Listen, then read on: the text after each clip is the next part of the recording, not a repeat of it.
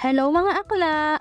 Excited na ba kayo pakinggan ang ating bagong kwento? Sa mundo ng mga tao, ay normal lamang silang tawagin bilang anghel at demonyo.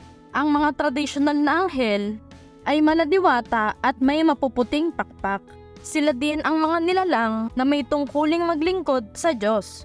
Kabaligtaran naman ito ang mga demonyo. Sa likod ng kanilang maitim na pakpak ay inaakit ka nito na gumawa ng mga masasama.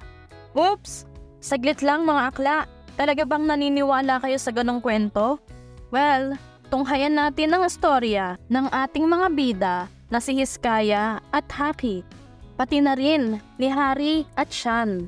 Magsisimula ang ating kwento sa mundo ng mga tao. Isang normal na gabi, habang nagtatrabaho, ang isang mortal na lalaki ay kausap nito sa cellphone ang kanyang girlfriend. Hanggang napunta sila sa isang pagtatalo at nauwi ito sa kanilang hiwalayan. Nag-umpisang mainis ang mortal na lalaki, napasabi ito sa kanyang sarili na kahit pagod na siya sa kanyang trabaho, ay hindi siya inintindi ng kanyang girlfriend. Nag-umpisa siyang makarinig ng isang boses na nagsasabing, "Puntahan mo siya at ayusin mo ang inyong relasyon." At sumagot naman ang mortal na lalaki na tama, ganun nga. Dito ay nagtaka siya kung sino ang nagsasalita sa kanyang likuran. Ngunit isang liwanag ang bumunag sa kanyang mga mata. Ilang segundo pa ang lumipas bago bumalik ang kanyang paningin, ay bumungad sa kanyang harapan ang napakagandang anghel na si Hiskaya.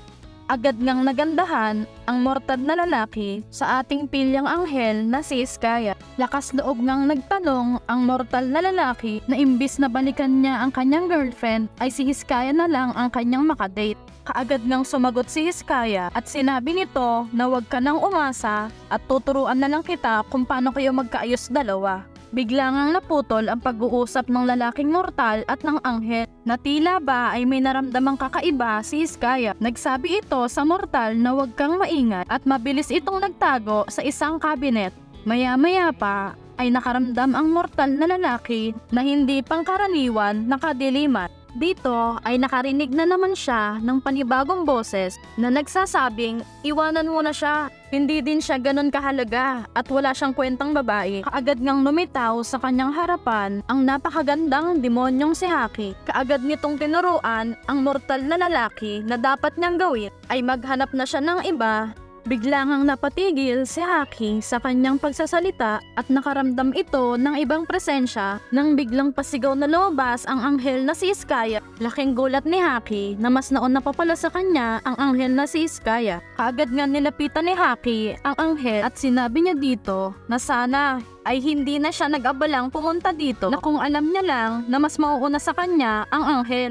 Pabirong sumagot ang anghel na si Hiskaya na sinasadya mo ba akong sundan, Haki? At bakit naman kita susundan, Hiskaya? Tugon ni Haki. Wala nang nagawa ang mortal kundi makinig sa pagtatalo ng dalawa. Lumipas pa nga ang ilang minuto nang magsalita si Hiskaya na siya ang karapat-dapat sa trabahong ito dahil siya ang mas nauna na dumating kaysa kay Haki. Nag-umpisa siyang mangaral sa lalaking mortal na pakinggan niya ang mga sasabihin nito na kung mahal niyo pa ang isa't isa ay kailangan niya talaga tong ayusin. Tahimik na nakikinig si Haki at mukhang hindi sang-ayon sa mga sinasabi ni Hiskaya. Tinawag ni Hiskaya ang mortal na lalaki na panoodin mabuti ang kanyang gagawin. Biglang ang hinalikan ni Hiskaya si Haki. Hindi nga makapaniwala ang mortal na lalaki sa kanyang mga nakikita. Ilang segundo pa ay tinanong ni Haki na kung ano ang ginagawa ni Hiskaya. Sumagot ang anghel na hindi ko alam, baka naakit ako ng isang demonyo. Nagpatuloy muli ang dalawa sa kanilang pagtatalo hanggang sa napansin nila na nandun pa rin ang mortal na lalaki na sinabi ni Hiskaya na ganito ang gawin mo sa iyong girlfriend upang magkabalikan kayo ulit. Humirit pa dito si Hiskaya na sa ibang lugar na lang nila ipagpatuloy ito ni Haki. Pautal naman na sumagot si Haki na hindi